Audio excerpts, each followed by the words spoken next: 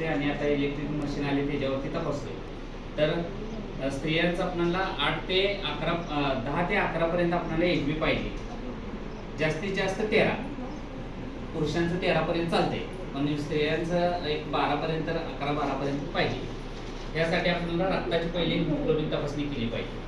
जर त्याचं हिमोग्लोबिन कमी असेल तर त्याच्यामध्ये आपल्याला चक्कर येणे, अशक्तपणा आणि थकवा येणे लक्षण आहे. वाढवण्यासाठी आपण काय केलं पाहिजे की आपण पालेभाज्या खाल्लं पाहिजे, कडधान्ये खाल्ली पाहिजे. आणि हे वाढण्यासाठी आपल्या हिमोग्लोबिनला घरगुती आपल्याला तुम्ही म्हणणार एवढं फळं सांगितले हे आता कुठून आणायचे काय, तर ह्याच्यासाठी आपल्याला घरगुतीच्या आपल्या भाज्या मिळतात. पालक असो, मेथी असो, आणि त्यातल्या त्यात आपण जर बघितलं तर शेवग्याची भाजी ही लोहयुक्त आहे, म्हणजे आयर्न.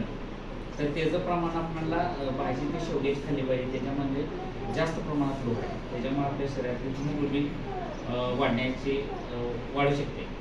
आणि हिमोग्लोबिनचं आपल्याला जर कमतरता जर जाणवायला लागली तर ते आपण भरून काढण्यासाठी कडधान्य पण खाल्ली पाहिजे. त्यामध्ये मटकी डाळ असू दे, मूग डाळ असू दे, ह्या डाळीमध्ये जीवनसत्व पण आहे आणि आपल्याला हिमोग्लोबिन पण वाढण्यास मदत होते. आता शाळेच्या मुलांना